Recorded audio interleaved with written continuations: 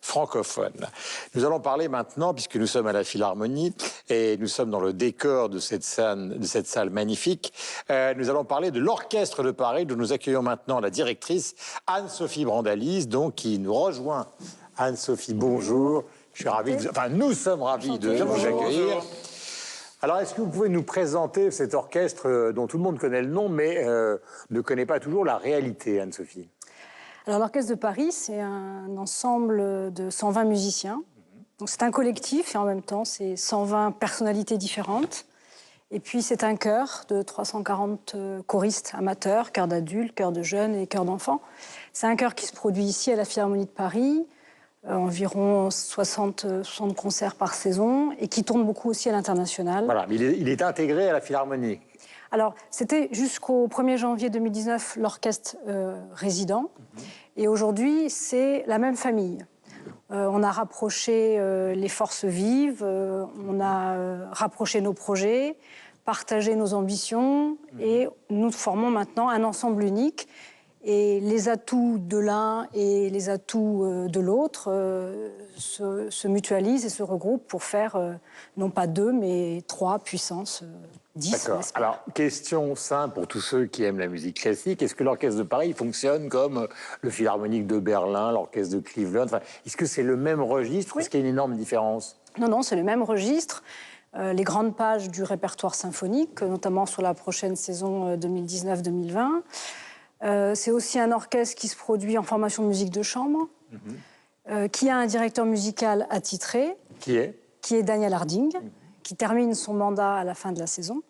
Et puis, qui travaille aussi avec des chefs d'orchestre invités, notamment des très, très grands noms l'année prochaine, Salonen, Valéry Gergiev, Tougan Sokiev, Donani. Enfin, voilà, les plus grands chefs seront aux côtés de l'orchestre la saison prochaine. Est-ce que la plupart des musiciens sont français? Parce que, par exemple, je prends le Philharmonique de Berlin, c'est assez cosmopolite. Alors, l'Orchestre de Paris, c'est assez français. C'est un orchestre qui se rajeunit, qui se féminise et qui recrute de plus en plus au niveau européen. Mais la base de l'orchestre, qui a 50 ans, qui a eu 50 ans l'année dernière, c'est plutôt un orchestre français. Féminisation, depuis que vous vous occupez justement de cet orchestre, c'est un des axes de la politique que vous menez.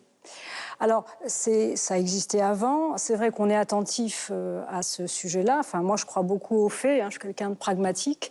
Donc, des femmes à la direction d'orchestre ou à la direction d'opéra ou de grandes institutions culturelles, il y en a peu.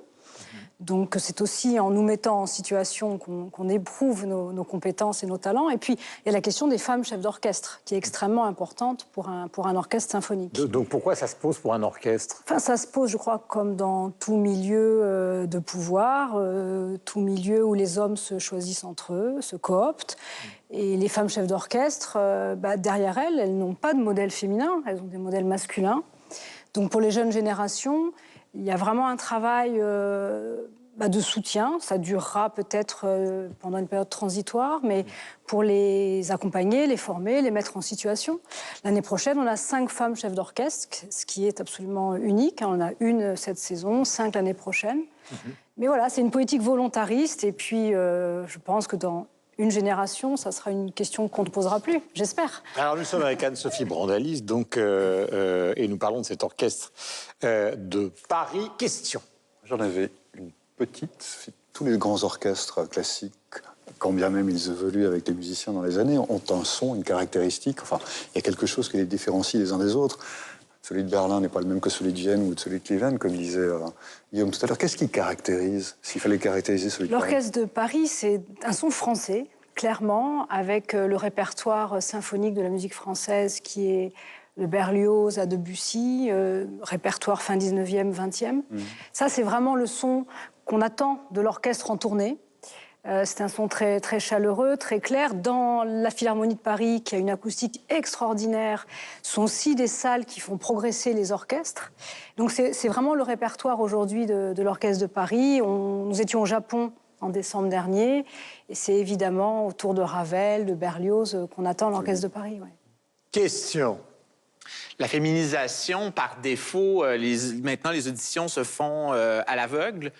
J'imagine que c'est une question qui ne se pose plus. La féminisation, elle se fait par défaut. Alors, les concours d'orchestre, c'est tout un protocole. C'est assez différent d'ailleurs d'un orchestre à l'autre. Et c'est vrai que l'Orchestre de Paris est assez regardé comme modèle pour faire progresser ces sujets-là.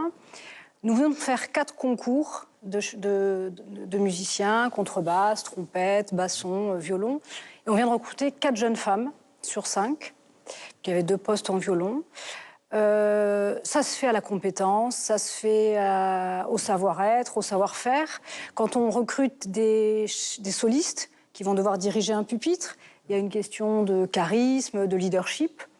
Et donc là, les femmes, elles sont au même niveau que les hommes pour ce genre de Dernière sujet. question, Michel. Ouais, très rapidement, les musiciens comme au Philharmonique de Berlin sont consultés dans... Ah, les musiciens sont au jury. C'est eux, ok.